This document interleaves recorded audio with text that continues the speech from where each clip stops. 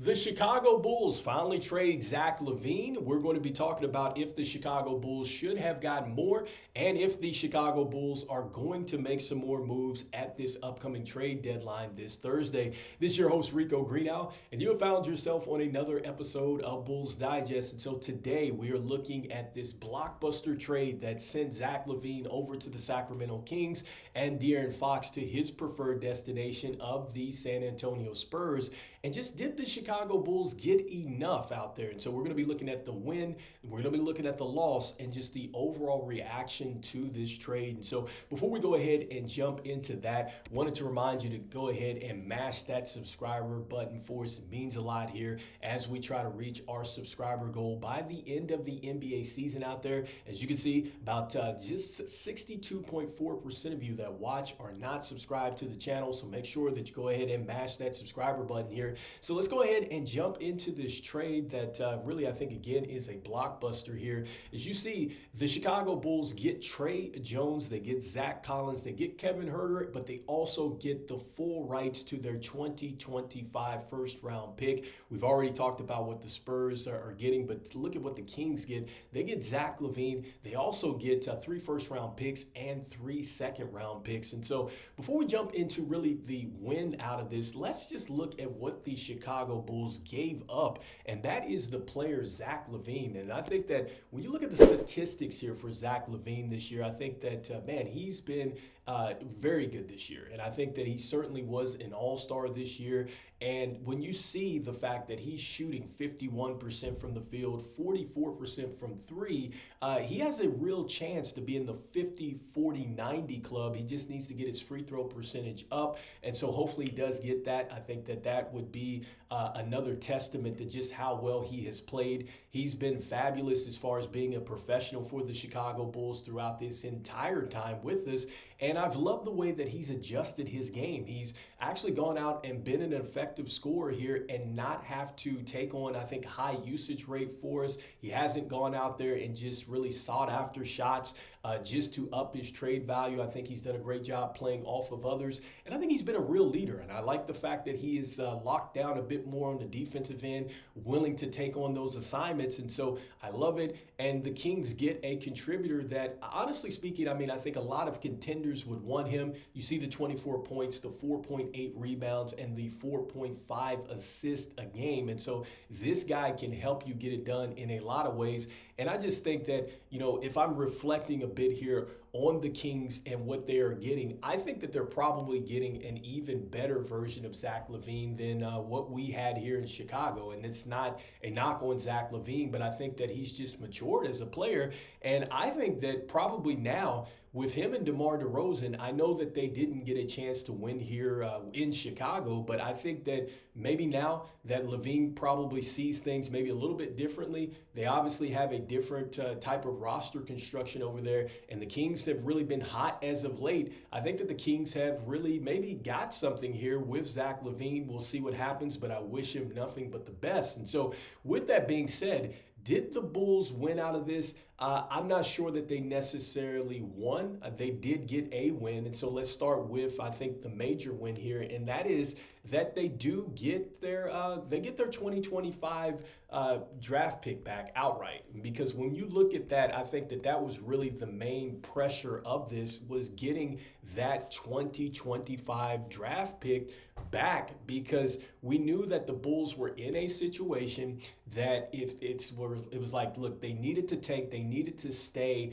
within that top 10, or else that pick was going to go back to the Spurs. And so they get that outright. You have control over that. But on top of that, what is not reported here is that the Chicago Bulls actually are going to now have control back on their 26 and 27 first round pick, meaning this, you don't have to worry about those protections that were on that. And so now if the Bulls want to move on and maybe attach an asset in 26, 27 with those first round picks, they can do so because they own that. So you get control over that. You got control back to your 2025 draft pick. And so next up, I think another thing that you do is you actually pick a direction. You moved on from Zach LaVine. I think it signifies that you're looking for a rebuild. So you probably have a direction. You still have a lot of work to do, but I think you've started to say that, hey, we need to tear it down. We need to get a direction. And so you have to give them credit there.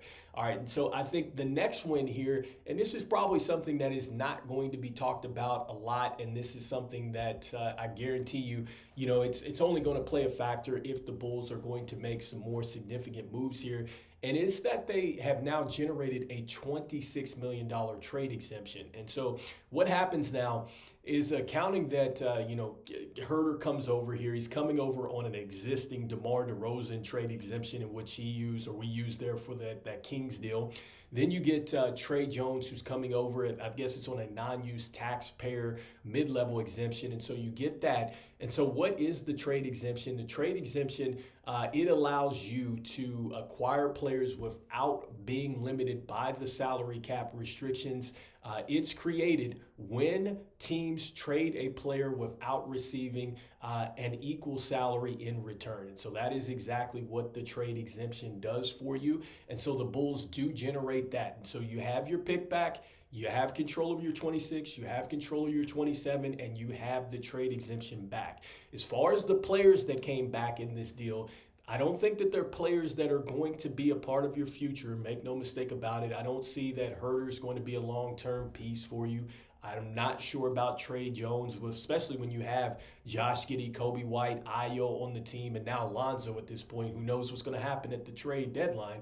But still, you got a lot of guards. And so I'm not sure that Trey Jones is going to fit that, especially since he's leaving a Spurs team that was actually going younger, and he wasn't necessarily, a major piece of that. And then with Zach Collins, look, he's been he's struggled with injuries and things like that since he's been in the league. And so, look, I think the bottom line with these players is that these were salary fillers.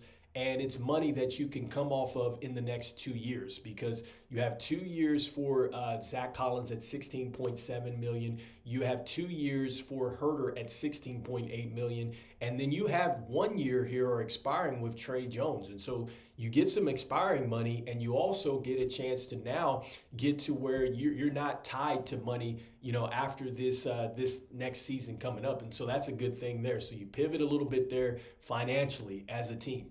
Now, next, I think that really kind of concludes what I'm thinking as far as the bigger wins for this team. Now we have to look at the unfortunate, and that is just really the losses out of this. And I think when you look at the loss, when you've given up now a player like Zach LaVine, and just bringing up those totals again, and just what Zach LaVine did, I would think that Zach LaVine would have at least netted a first-round pick back. I just really do believe that, or at least some other draft capital back.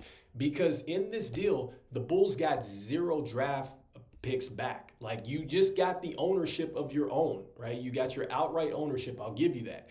But now this means that you've traded Zach LaVine, you've traded Alex Caruso, you've traded DeMar DeRozan, and you have yet to get a first-round pick back. Like, you haven't got a first-round pick back. And I just talked about the fact that you're pivoting towards rebuilding.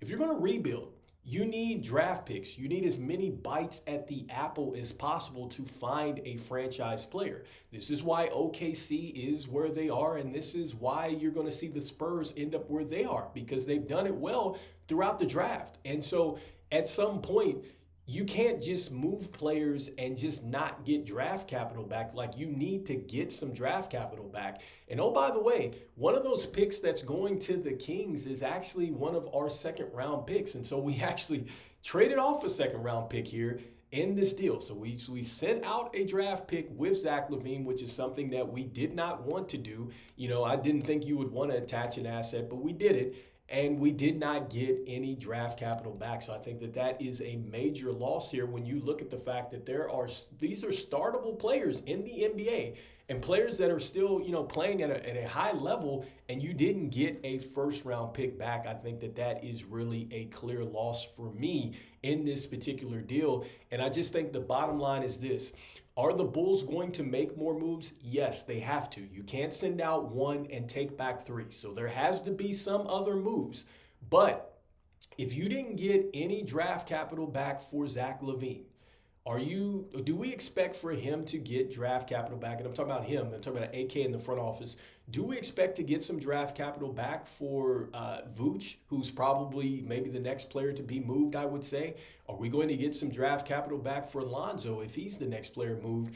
And is it the same, or is it the situation that has been described for weeks or months that everybody's on the table? Could we be looking now to see a player like Patrick Williams moved? Is it Kobe? Is it Ayo? Like, is that going to be on the table here? Because, maybe I could see something like that where you're certainly going to get some players back, or not players, but you're going to get, I would say, some draft capital back here. And so that is really the biggest question, I would say now. Whatever the Bulls do here from this point on, if you're going to make a move, you need to make moves where you're going to get some more draft capital so you can have some more bites at the apple to seriously turn this thing around. So let me know in the comments what you think about this trade. Again, do you feel like, yes, this was the trade that the Chicago Bulls needed? You feel like that this is the one for them? Or do you feel like, I think that the Bulls kind of gave up, and they just really didn't get enough out of this deal? I'd love to hear what your thoughts are.